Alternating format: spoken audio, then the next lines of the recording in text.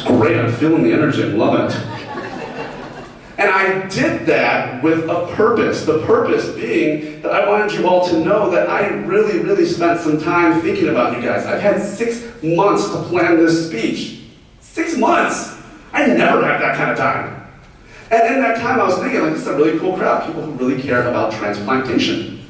I need to bring something to them that is something they can't ascertain from a case study, or they can't get out of a textbook.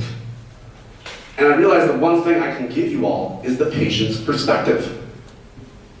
And with that being said, the process for this, and for me to prepare for this speech, is I would sit down, and I spent like dozens of hours doing this. I would sit down and I would like meditate on my couch. And I would think about my time in the hospital, I would flash back to it.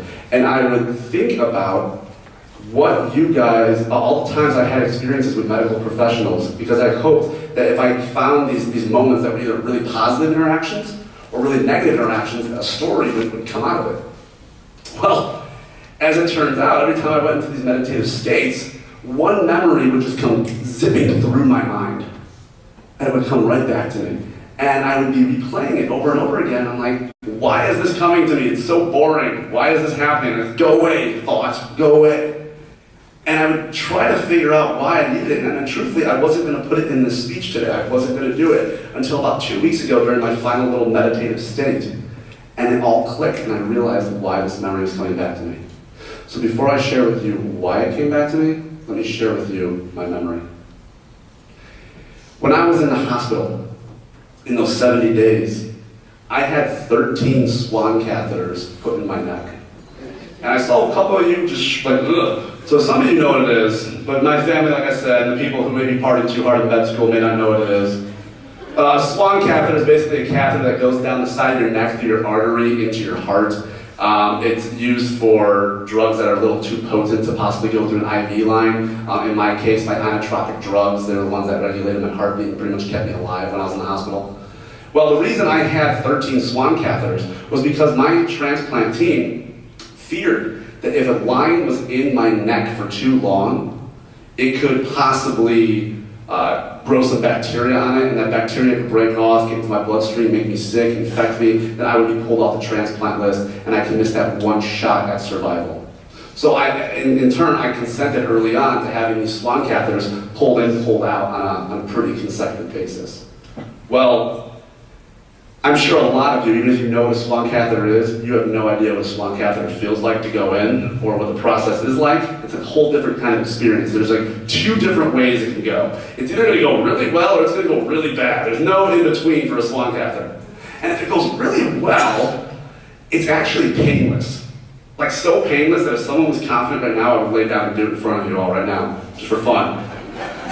Like, you just feel a lot of pressure on your neck, it's like a thumb is pressing really, really hard on your neck.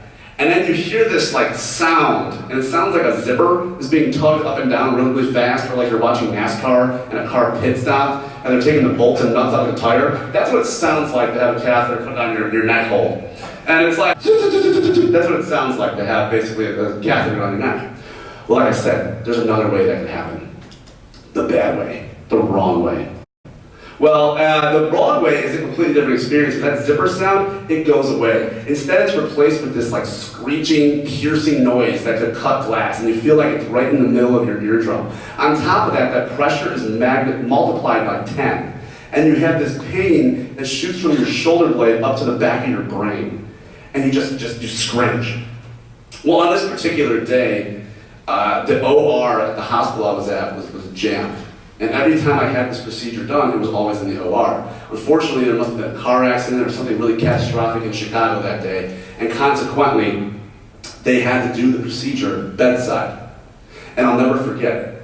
All the doctors come walking in, a bunch of med students, my one main physician, as well as this nurse Carrie, and then my nurse Irene. And she was my student nurse. And they were all dressed in the exact same outfit. There was this giant blue, like dress-like thing, and a blue cap. And they were really, really dressed to the nines. They started wrapping me up in it. I thought we were going to like ICU prom. Like it was really, like the only thing that was missing was like my mom with an outdated camera making awkward comments about girls' dresses. Like that was the only thing missing from this experience to make it prom.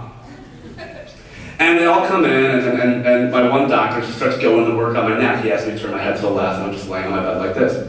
And he numbs the incision site, starts putting it down, and he gets about halfway through. Now keep in mind, to my left, there's only one person. It's Irene, my student nurse. She's watching from the left-hand side, because there's no room on the right. And my doctor turns to me when he's midway through it, and he goes, hey, Shelby's here. Shelby's a med student. Shelby's here. She's never really done this before, but it's a teaching hospital. Would you mind if she gives it a shot? And I must have been on some morphine, because my response was like, that sounds awesome, let's do it. So Shelby goes to work, and I find out really quickly that Shelby sucks at swan catheters. The zipper sound goes away, the piercing noise comes back, I start grimacing in pain, grimacing. And the only person who can see my face, because my head's turned like this, is Irene. And without thinking, instantaneously, Irene's hand rips through the side of the bed rail, and she grabs my hand. And she squeezes it. And she holds it really, really tightly. So tightly that our hands are shaking for the next 15 minutes. And she doesn't let go. And that's where my memory ends.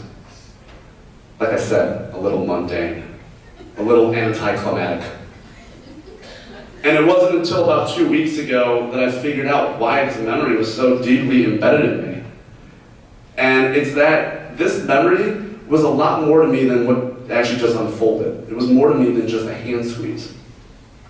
You see, in that moment, Irene was giving me the will to live. Irene was giving me the will to fight. And the reason it stayed with my subconscious is because it was the first time in my entire life that someone other than myself had given me that will to fight, had given me that will to live. You see, will is the most precious thing and the most fragile thing a patient has. When I was in the hospital, to me, there were many times where I felt like my will to live was less predictable than my failing heart and kidney. You see, a patient's will can fluctuate very, very quickly, and anything can set it off. And it can change every 3 seconds, 3 minutes, 3 hours, 3 weeks, 3 days. It just changes very, very rapidly. To the point that I truly believe, after thinking about this, that there are 4 pieces of criteria that make up a patient's will.